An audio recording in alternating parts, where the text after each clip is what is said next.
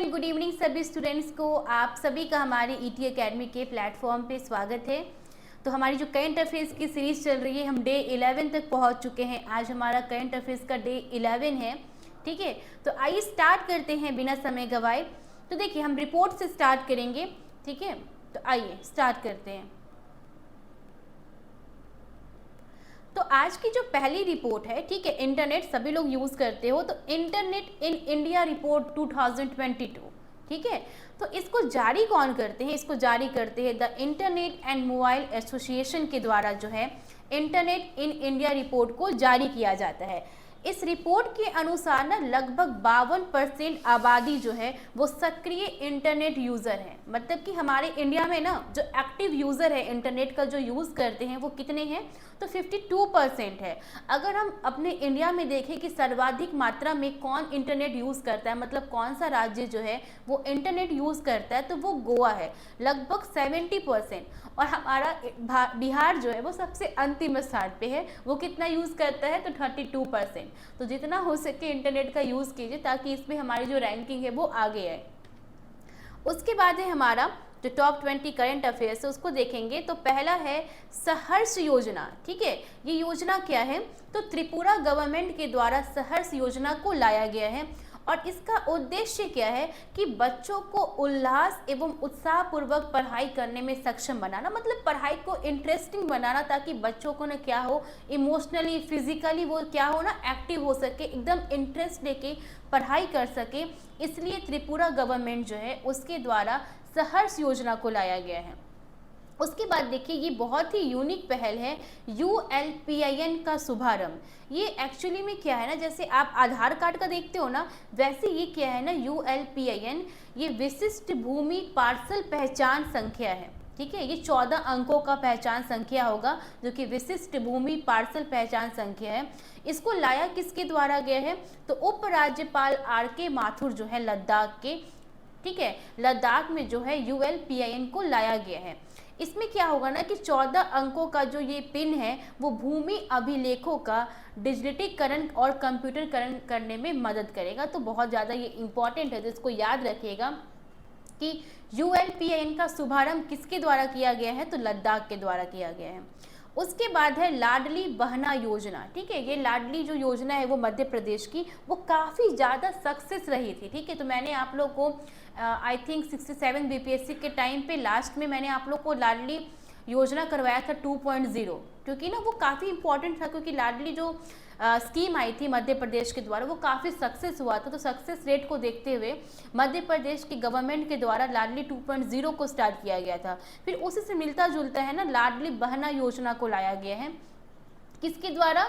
तो मध्य प्रदेश के द्वारा। मध्य प्रदेश की CM जो है शिवराज चौहान, ठीक है, शिवराज सिंह चौहान जो है उनके द्वारा लाडली बहना योजना लेके आया गया है। इस योजना के अंतर्गत क्या होगा ना कि प्रति माह 1000 रुपये दिए जाएंगे, जिसको बढ़ाकर बाद में कितना कर दिया जाएगा? 3000 कर दिया जाएगा। PDF आपको मिलेगी ना, तो उसमें आप थोड़ा सा करेक्ट कर लेना। इसलिए मैं बोलती हूँ कि वीडियो देखने के बाद ही PDF को देखिएगा, क्योंकि वीडियो में कहीं कहीं एरर रहता है, तो मैं उसको सही कर देती हूँ। ठीक है, तो इससे आपको सही रहेगा। जैसे यहाँ पे 300 था ना, लेकिन 3000 रुपया दिया जाएगा। उसके बाद है पोषण अभियान योजना। ये क्या है? तो 20 मार्च से 2023 से लेकर 3 अप्रैल 2023 तक जो है महिला एवं बाल विकास मंत्रालय के द्वारा पोषण अभियान चलाया गया था। ठीक है, इस बार की इसकी थीम क्या रही कि सभी के लिए पोषण, एक साथ स्वस्थ भारत की ओर। मतलब सबके लिए पोषण हो ताकि एक साथ आकर सब लोग स्वस्थ भारत की ओर बढ़ सके। अगर आप इसको देखो पोषण अभियान को, तो प्रधानमंत्री नरेंद्र मोदी जी के द्वारा ये पखवाड़ा जो है वो 8 मार्च 2018 को शुरू किया गया था। ठीक है, 8 मार्च को क्या सेलिब्रेट करते हैं आप लोग कमेंट करके बताइएगा, और विमेश तो जरूर बताएगी क्योंकि उनके लिए इम्पोर्टेंट दिन है। तो कमेंट करके आप लोग जरूर मुझे कमेंट सेक्शन में बताइएगा कि 8 मार्च को हम क्या सेलिब्रेट करते हैं और इस बार की थीम क्या थी। उसके बाद है व्यास सम्मान 2022। तो ये इस बार का जो व्यास सम्मान दिया गया है वो 32वां व्यास सम्मान था। किसे दिया गया है? तो डॉक्टर ज्ञान चतुर्वेदी जो कि हिंदी लेखक है, प्रसिद्ध हिंदी लेखक हैं ज्ञान चतुर्वेदी, उनके उपन्यास पागल खाना के लिए उनको व्यास सम्मान दिया गया है। ठीक है, और ये जो है ना सम्मान किसके द्वारा दिया जाता है, तो के बिरला फाउंडेशन के द्वारा दिया जाता है। और उन्होंने इसकी स्थापना कब की थी, ब्यास सम्मान की स्थापना कब की गई थी, केरला फाउंडेशन के द्वारा, तो 1991 में। और इसमें पुरस्कार के रूप में 4 लाख रुपए दिया जाता है। उसके बाद है सरस्वती सम्मान 2022। ये शिव शंकरी को मिला है, जो कि एक तमिल लेखिका है। उनकी पुस्तक का नाम क्या है, सूर्यवंशम। उसके लिए जो है शिव शंकरी को सरस्वती सम्मान दिया गया है। बहुत ही इंपॉर्टेंट है, याद रखिएगा। देन है गवर्नर ऑफ द ईयर का अवार्ड 2023 में किसे दिया गया है, तो जो अभी आरबीआई के गवर्नर है शक्तिकांत दास, उनको गवर्नर ऑफ द ईयर का अवार्ड दिया गया है। किस लिए दिया गया है, इसलिए दिया गया है ना क्योंकि इन्होंने अपने कार्यकाल में महामारी की शुरुआत से लेकर यूक्रेन युद्ध और मुद्रास्फीति के कई संकटों से वित्तीय बाजार के माध्यम से सफलतापूर्वक, मतलब बहुत अच्छे से इन्होंने सिचुएशन को हैंडल किया है। डेट्स वाई इनको अंतर्राष्ट्रीय प्रकाशन सेंट्रल बैंकिंग अवार्ड्स के द्वारा गवर्नर ऑफ द ईयर का अवार्ड दिया गया है। उसके बाद देखिए, ये बहुत ही इंपॉर्टेंट है, इसको एकदम रट लीजिएगा। BBC Indian sports women of the year पुरस्कार। ये पुरस्कार जो है किसको मिला है, मीराबाई चानू को मिला है। और मीराबाई चानू कहाँ की है, तो ये मणिपुर की है और 28 वर्ष की है। आपको पता है 2021 में यह पुरस्कार जीतने के बाद वो लगातार 2 बार पुरस्कार जीतने वाली एथलीट बनी है। मतलब उन्होंने 2 बार लगातार इस पुरस्कार को जीता है, तो इसलिए इम्पॉर्टेंट हो जाता है। उसके बाद है 17वीं असर 2022 रिपोर्ट। असर का फुल फॉर्म क्या होता है, annual status of education report. ठीक है, तो ये जो है ना, सबसे पहले इससे क्या याद रखना है हमें कि जो असर रिपोर्ट है वो किसके द्वारा जारी किया जाता है, तो एनजीओ प्रथम है उसके द्वारा जारी किया जाता है। ठीक है, इसके अनुसार क्या देखने को मिला ना, अभी जो रिपोर्ट निकाली गई, देखने को मिला गया कि भारत में 11 से 14 वर्ष की जो स्कूल न जाने वाली लड़कियां थी, उनका रेशियो घट गया है। उनका रेशियो 2018 में 4.1 था, जो कि 2022 में घटकर 2% पे आ गया है। ये बहुत बड़ा रिफॉर्म दिख रहा है। ठीक है, पता है आप लोग जो है ना, इस प्रीलिम्स के जो फैक्ट्स को पढ़ते हो, इसको बहुत अच्छे से आप यूज़ कर सकते हो, ऐसे में यूज़ कर सकते हो, मेंस में जब आंसर राइटिंग कर रहे हो तो एग्जाम्पल के तौर पे आप इसका यूज़ कर सकते हो। तो बस इसको इस नज़रिए से नहीं पढ़ना है कि अच्छा हम फैक्ट्स पढ़ रहे हैं तो हमारे सिर्फ पीटी में हेल्प करेगा, ऐसा कहीं नहीं लिखा है। ठीक है, वो आप पे डिपेंड करता है कि आपका कितना एनालिटिकल अप्रोच है, कि आप उसको किस तरीके से सब जगह यूज़ करते हो।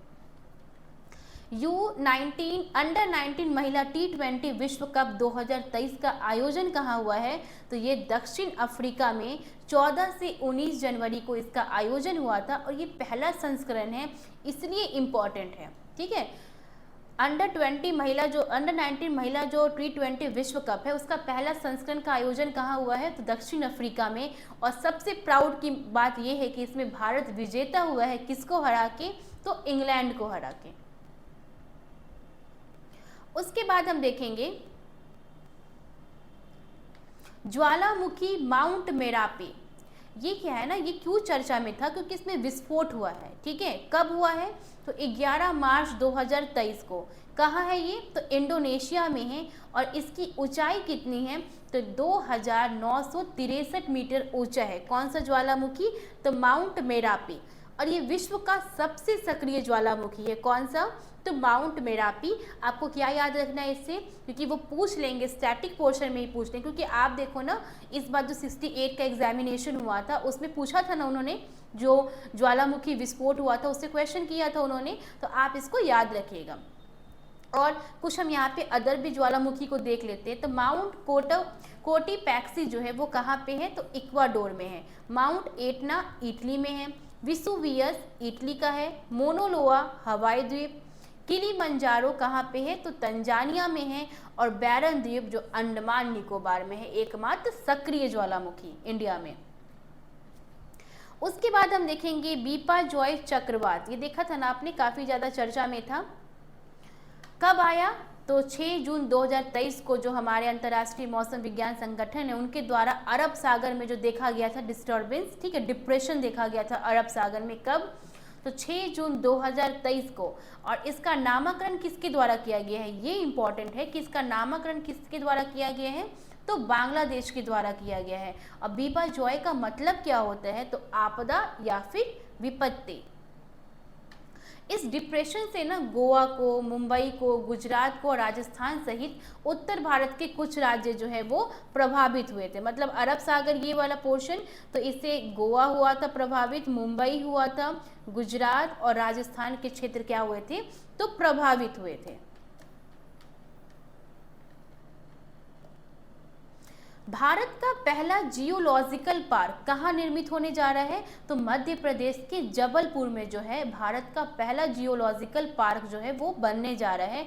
किस नदी के किनारे, तो नर्मदा नदी के किनारे। और देश में पहली बार है कि भूगर्भीय महत्व की रॉक संरचनाओं के संरक्षण के लिए इस तरह का पहल किया जा रहा है। ठीक है, अब नेक्स्ट है GSLV F12 NVS-01। ठीक है, तो इसको समझना है कि ये है क्या।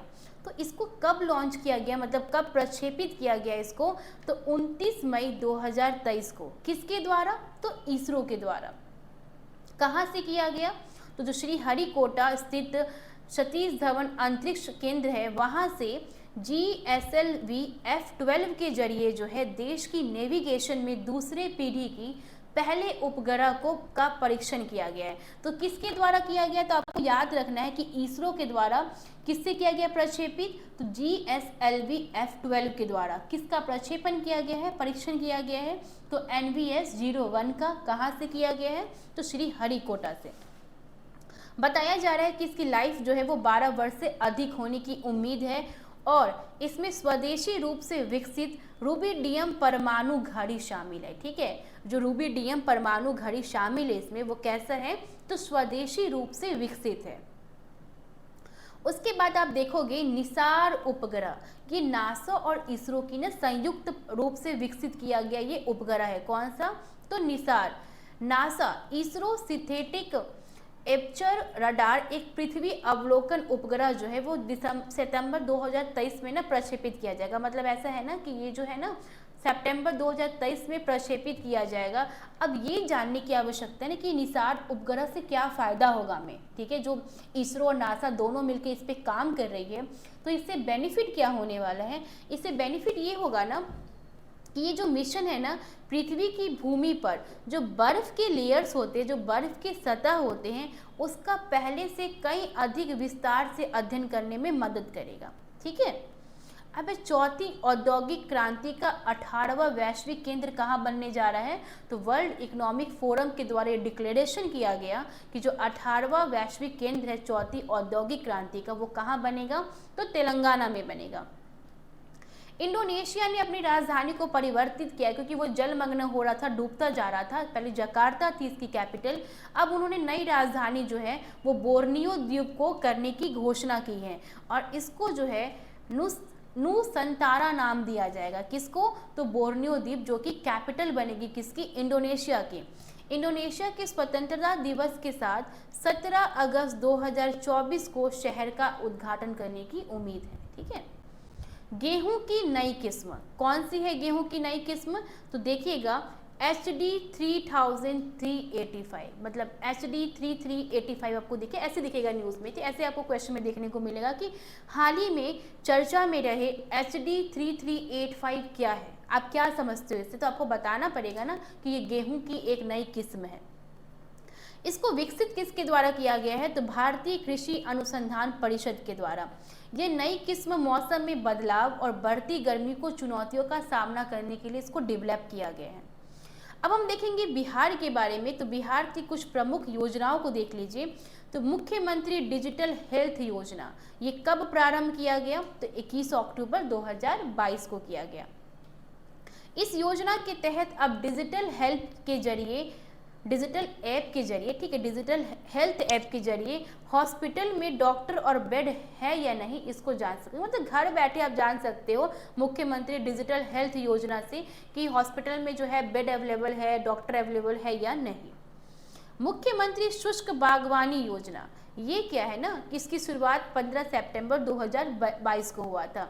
इस योजना के तहत बिहार जो है, बिहार सरकार जो सूक्ष्म सिंचाई प्रणाली का उपयोग करने वाले किसान है ना, उनको फल की खेती में सब्सिडी प्रदान करेगी। ठीक है, अगर वो फल की खेती करेंगे तो उनको क्या मिलेगा, तो सब्सिडी मिलेगा।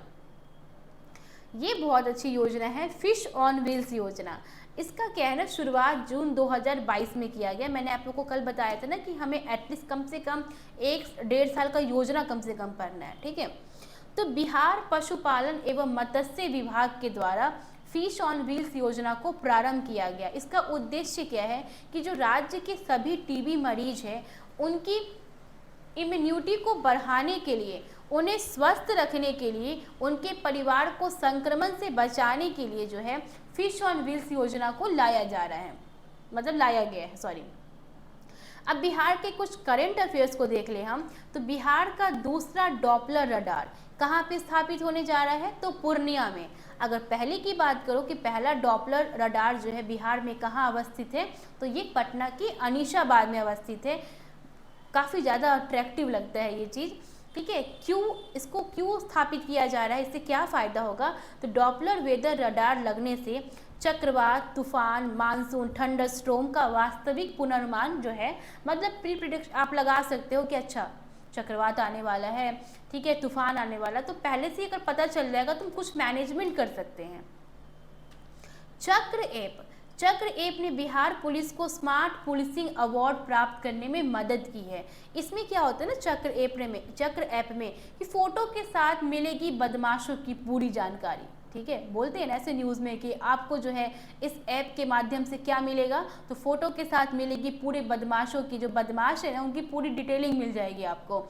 और ख़ास बात क्या है ना इसकी चक्र ऐप की, कि इसमें पिछले 10 वर्षों में अपराध करने वालों की डेट जो है वो फीड किया गया है। ठीक है, मतलब 10 साल पहले किसने अपराध किया था, क्या अपराध किया था, वो सारा इसमें फीड किया गया है। अब हम बिहार बजट के कुछ हाइलाइट्स पॉइंट को देखें। ऐसे हम बिहार बजट को देखेंगे, अच्छे से देखेंगे, लेकिन कुछ हाइलाइट्स को देख लेते हैं। तो विजय चौधरी जो है, जो कि माननीय वित्त मंत्री है बिहार के, उनके द्वारा 2023-24 का 261,885 करोड़ रुपए का बजट पेश किया गया है। एक बार मेरे साथ बोलिएगा आप सभी लोग घर पे, 261,885। वित्तीय वर्ष 2021-22 में जो आर्थिक विकास दर के मामले में बिहार पूरे देश में तीसरे नंबर पे है। बहुत अच्छा है, तीसरे नंबर पे भी तो काफ़ी अच्छा है। हमारा बिहार कितने नंबर पे है विकास दर के मामले में, तो तीसरे नंबर पे है। और आर्थिक वृद्धि दर कितनी है बिहार की, तो 10.58% है। अन्य पिछड़ा वर्ग कन्या आवासीय विद्यालय खोला जा रहा है बिहार में, ऐसा बिहार बजट में बताया गया है, जो भोजपुर, सिवान, बेगूसराय समेत 8 जिलों में खोलने की योजना बनाई गई है। राजगीर में स्पोर्ट्स यूनिवर्सिटी की स्थापना की जाएगी और बिहार के 9 जिलों में मेडिकल कॉलेज जो है वो खोलेगा। उसके बाद देखिए ये बहुत इंपॉर्टेंट हो जाता है हिमानी मिश्रा के बारे में। ये उभरती महिला नेता का पुरस्कार इनको मिला है। ठीक है, किनको उभरती महिला नेता का पुरस्कार किन्हें मिला है, तो हिमानी मिश्रा को मिला है। और किसके द्वारा दिया जाता है ये पुरस्कार, तो BRICS chamber of commerce and industry द्वारा। ठीक है, इस पुरस्कार से सम्मानित होने वाली जो हिमानी मिश्रा है ना, वो बिहार की पहली महिला उद्यमी है। तो अब आपको समझ में आ रहा है ये क्यों इम्पोर्टेंट है, क्योंकि जो उभरती महिला नेता का पुरस्कार पाने वाली हिमानी मिश्रा बिहार की पहली उद्यमी महिला बन गई है। क्यों मिला है इनको ये पुरस्कार, तो डिजिटल उद्यमिता और साक्षरता के क्षेत्र में लैंगिक असमानता को दूर करके इन्होंने महिलाओं की भागीदारी को बढ़ाया है। दैट्स वाई इनको जो है उभरती महिला नेता का पुरस्कार मिला है। तो आज के लिए इतना ही, फिर हम मिलेंगे नेक्स्ट क्लास में डे 12 के साथ। कल की क्लास में फिर से मिलते हैं। उम्मीद है कि आपको सेशन पसंद आया होगा। पसंद आए तो प्लीज़ लाइक कीजिएगा, ठीक है, और शेयर भी कीजिएगा। ठीक है, धन्यवाद।